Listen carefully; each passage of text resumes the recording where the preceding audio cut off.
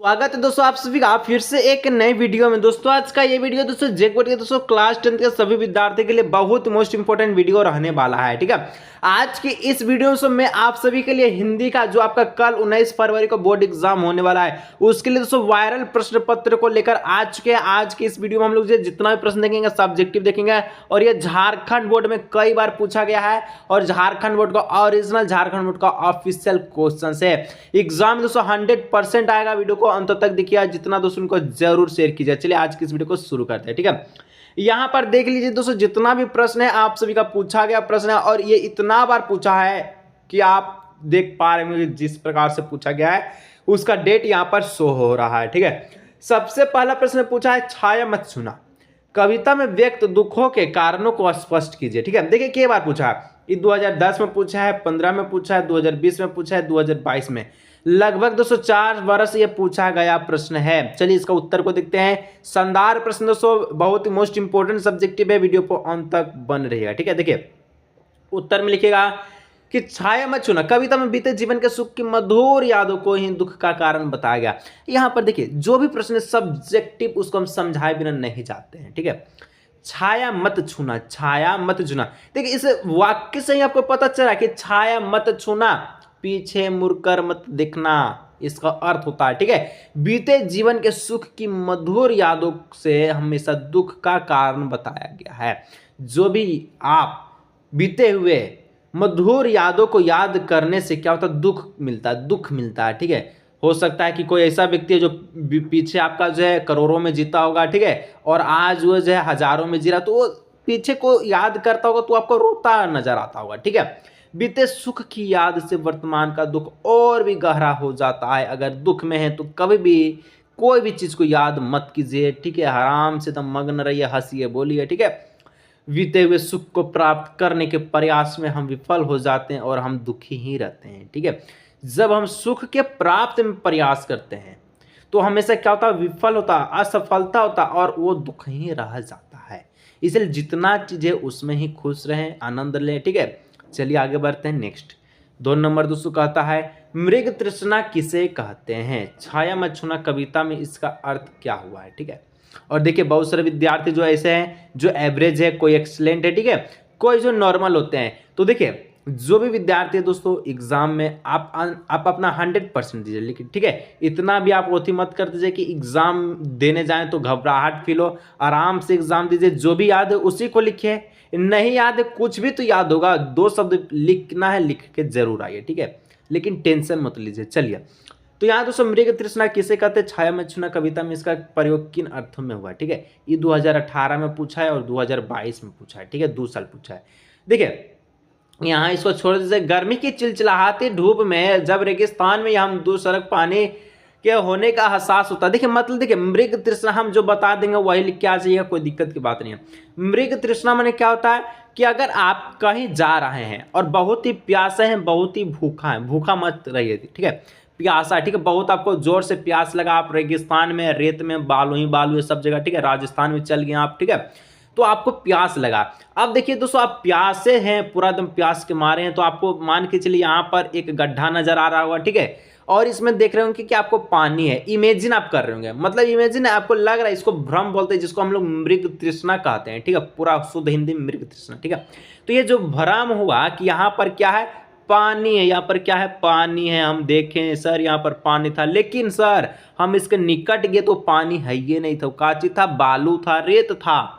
इसको हम लोग मृग तृष्णा है यानी कि भ्रम कहते हैं। ठीक है, इस प्रकार से होता है, यानी कि वहां देखिए दूर सड़क या पानी का होने का एहसास होता है पर पास पहुंचने पर पानी दिखाई नहीं देती, उसे मृग तृष्णा कहते हैं। यहाँ मृग तृष्णा का प्रयोग जीवन, वैभव और धन दौलत पाने के अर्थ में होता है। मतलब जितना जिसका पास धन है उतना ही धन धन कहते चलता, पैसा पैसा पैसा। ठीक है, उतना में खुद से नहीं है, जिसको पास साइकिल है, मोटरसाइकिल तो बोलेगा 4 व्हीलर चाहिए। इस प्रकार से धन की चाह समाप्त नहीं होता है। ठीक है, चलिए 3 नंबर, बिस्मिल्लाह खां को शहनाई के मंगल ध्वनि का नायक क्यों कहा गया है।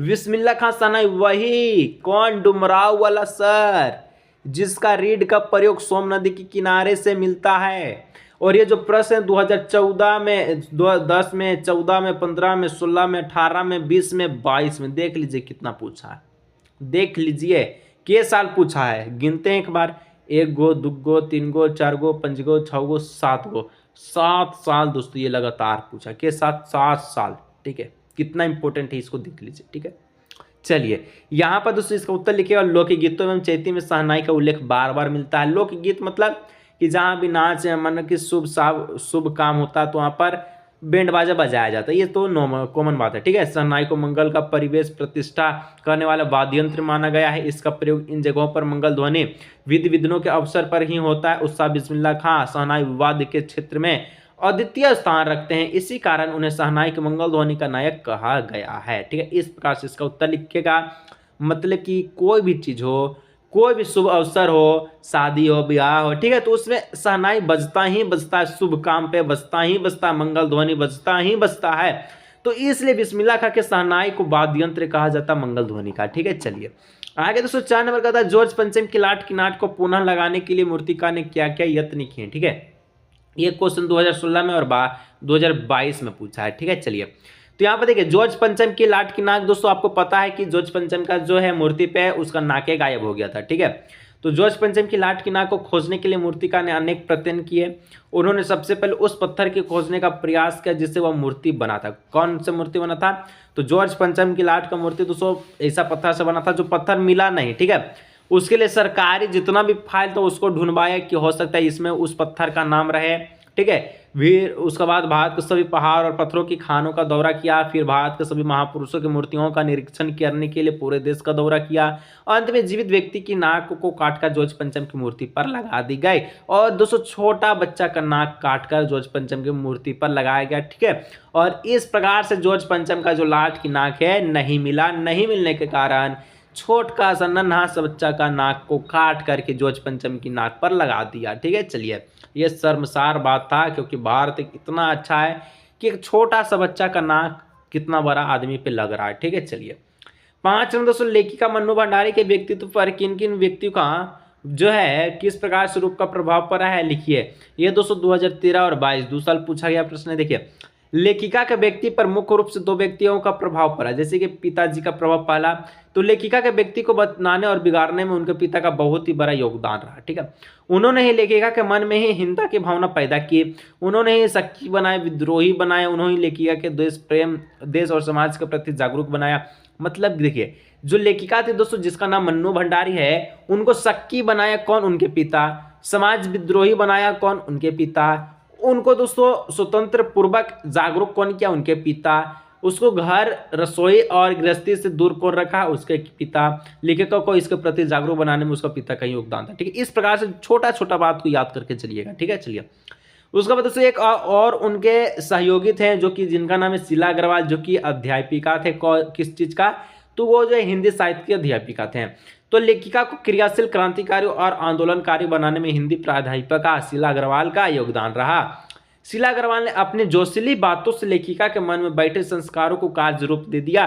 उन्होंने लेखिका के खून में शोले भड़का दिए। पिताजी उसे 4 दीवारी तक सीमित रखना चाहते थे, परंतु शीला अग्रवाल ने उसे जन जीवन में खुलकर विद्रोह करना सिखाया। और शीला अग्रवाल दोस्तों जो आपका मन्नू भंडारी है, उनको दोस्तों कहें कि आप डरिए मत, आगे बढ़िए, जो भी जुल्म उसमें शामिल लीजिए। ठीक है, और इस प्रकार से इसका जो खेला हुआ था। ठीक है, तो यहाँ पर मन्नू भंडारी को जोशीली बात कर आगे बढ़ाया गया था। तो दोस्तों ये इस प्रकार से कुछ 5 important, most important subjective questions को देखे जो एग्जाम के दृष्टिकोण से इतना इंपॉर्टेंट था, जो कि हम करा चुके हैं। अगर दोस्तों सब्सक्राइब नहीं किया, सब्सक्राइब जरूर से कीजिएगा। ठीक है, और भी इंपॉर्टेंट वीडियो अपलोड हो चुका है, ग्रामर सेक्शंस का जाए। ठीक है, और भी अन्य तरीका से, तो उसको जरूर देखिएगा। आज के इस वीडियो को ये रखते हैं, मिलते हैं नेक्स्ट वीडियो।